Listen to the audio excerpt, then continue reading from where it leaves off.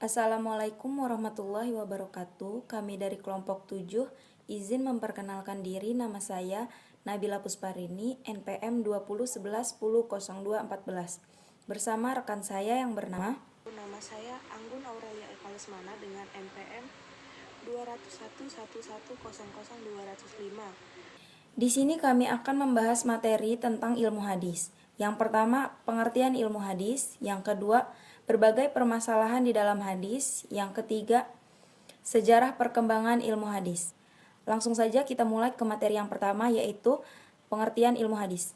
Hadis mengandung beberapa makna seperti jadid, qorib, dan khabar.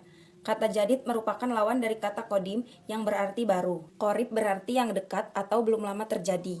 Adapun kabar berarti warta, yaitu sesuatu yang dipercakapkan dan dipindahkan dari seorang pada seorang lainnya. Hadis secara bahasa berarti baru. Ilmu hadis atau disebut juga ulumul hadis berasal dari bahasa Arab yaitu ulum al-hadis. Kata ulum dalam bahasa Arab adalah bentuk jamak dari ilm yang artinya ilmu-ilmu. Sedangkan al-hadis di kalangan ulama, hadis berarti segala sesuatu yang disandarkan kepada Nabi Shallallahu Alaihi Wasallam dari perkataan, perbuatan, takrir, atau sifat. Dengan demikian, gabungan kata ulum al-hadis mengandung pengertian ilmu-ilmu yang membahas atau berkaitan dengan hadis Nabi Muhammad Shallallahu Alaihi Wasallam. Ada dua persoalan yang terdapat di dalam hadis. Yang pertama berkaitan dengan sanad, yang kedua berkaitan dengan matan. Ilmu yang berkaitan dengan sanad akan mengantar kita menelusuri apakah sebuah hadis itu bersambung sanadnya atau tidak.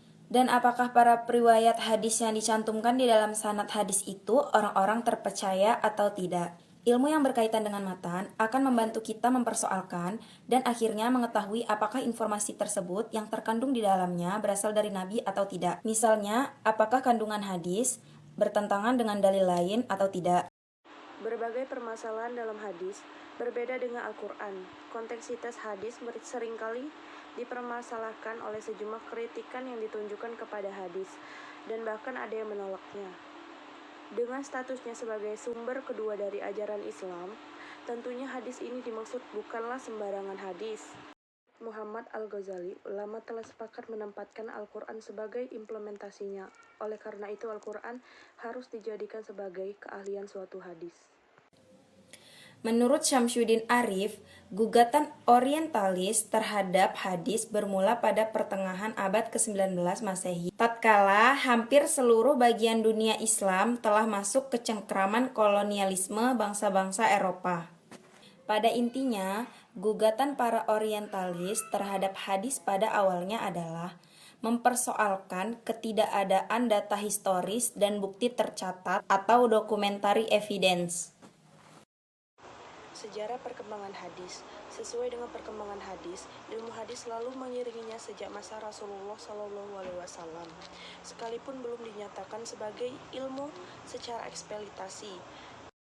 Ilmu hadis muncul bersamaan dengan mulainya periwayatan hadis yang disertai dengan tingginya perhatian dan selektivitas sahabat dalam menerima riwayat yang disampaikan kepada mereka dengan cara sederhana. Ilmu hadis berkembang sedemikian rupa seiring dengan berkembangnya masalah yang dihadapi. Dalam riwayat Bukhari disebutkan Ibnu Mas'ud pernah berkata bahwa Rasulullah SAW menyampaikan hadisnya dengan berbagai cara sehingga para sahabat selalu ingin mengikuti pengajiannya dan tidak pernah mengalami kejenuhan.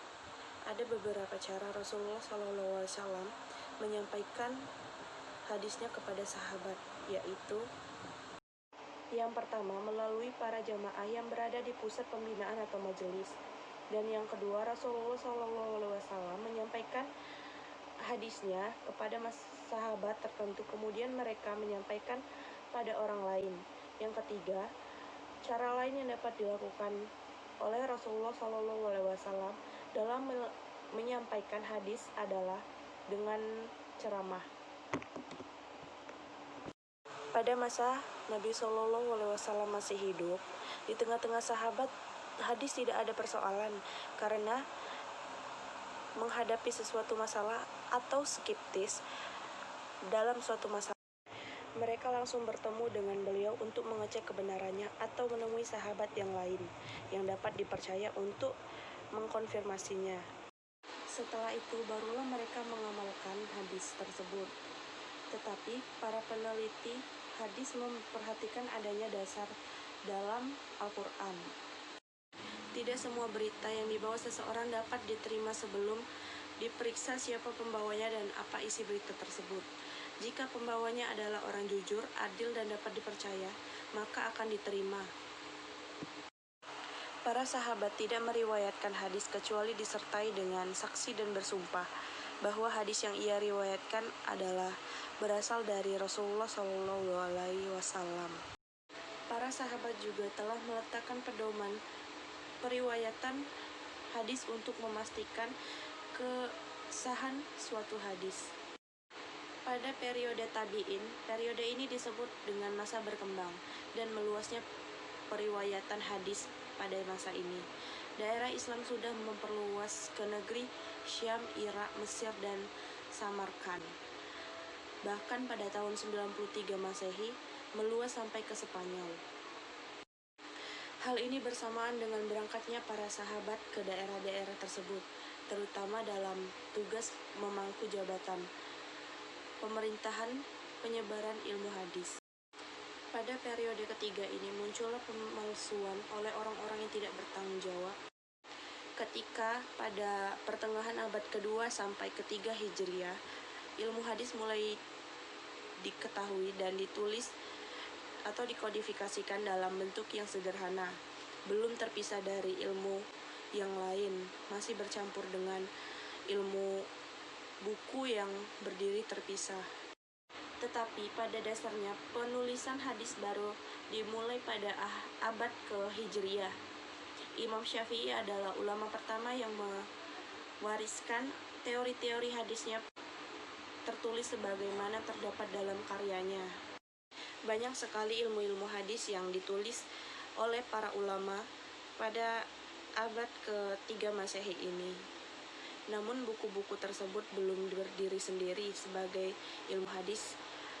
Ia masih berdiri dari bab-bab saja.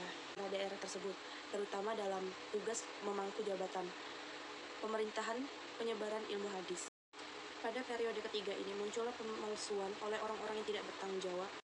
Ketika pada pertengahan abad kedua sampai ketiga Hijriah, ilmu hadis mulai diketahui dan ditulis atau dikodifikasikan dalam bentuk yang sederhana, belum terpisah dari ilmu yang lain, masih bercampur dengan ilmu buku yang berdiri terpisah. Tetapi pada dasarnya penulisan hadis baru dimulai pada abad ke-Hijriah.